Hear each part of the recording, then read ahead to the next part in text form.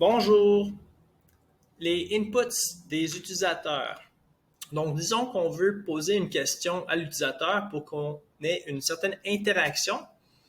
On va utiliser ce qu'on appelle la fonction input. Alors, comment on l'utilise? Bien, d'abord, on va se créer une liste de données, d'informations. Donc, on va dire, par exemple, âge des gens.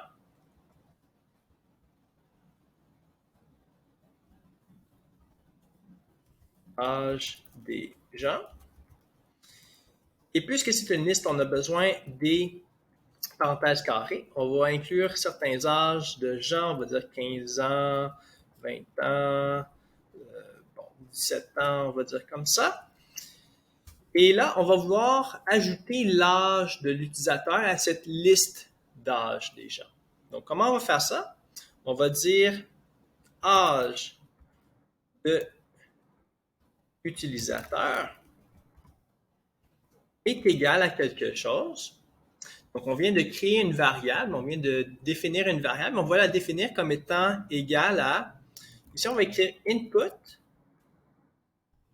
on va poser une question, on n'est pas obligé, mais on va demander une question à l'utilisateur.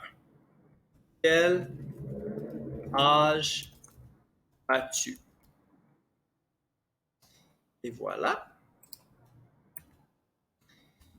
Et ce qu'on va faire maintenant avec cette réponse, on va prendre notre liste ici qu'on a âge des gens et on va y appendre l'âge de l'utilisateur, donc bien sûr à la fin. Et ensuite, on va faire print pour s'assurer qu'on a bien l'âge de l'utilisateur dans cette liste. Donc, on peut ici faire déjà un print de l'âge des gens pour voir où est rendue notre liste. Puis ensuite, après avoir posé notre question, on va imprimer, on va faire print de notre nouvelle liste parce que la liste va être mise à jour ici une fois qu'on vient d'y appendre l'âge de l'utilisateur. Donc, on va tester ça.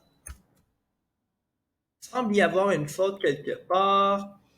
Je pense que c'est les points-virgules. Je prends simplement des virgules ici, français en anglais. Donc, on va mettre les virgules.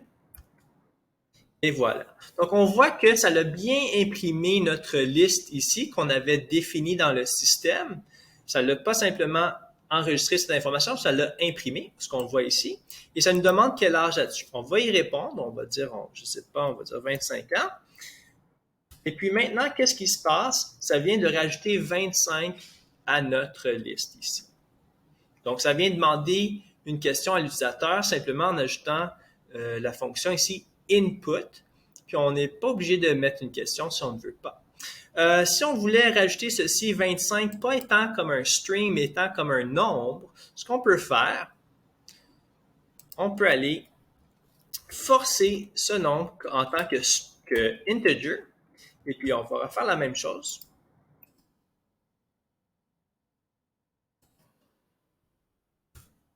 Et là, on voit que dans notre liste, c'est bien un integer qui est placé et non un string. Donc, bravo!